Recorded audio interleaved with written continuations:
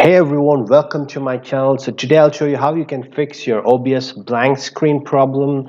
It's basically happens because your system is not yet integrated properly for the OBS to function. You had to set up the graphics.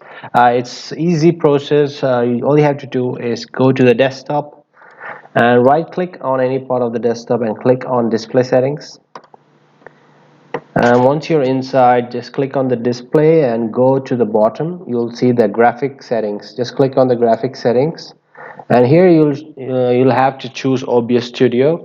If it is not already visible, you can just click on Browse and go to the folder where you installed OBS. It should be in the program files.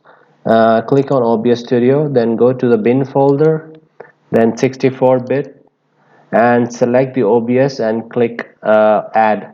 Once it's added, you have to just click on it and select options and select power saving. That's it. It's already now, it should be added properly into the system, and after this you can start using it directly. If it's not working properly, just restart the OBS and it should start functioning properly. This is how it will look once it's working. Hope it worked for everyone. If you're happy, do like the video and also subscribe so that I can keep posting more tips on this channel. Thank you for watching. Have a nice day.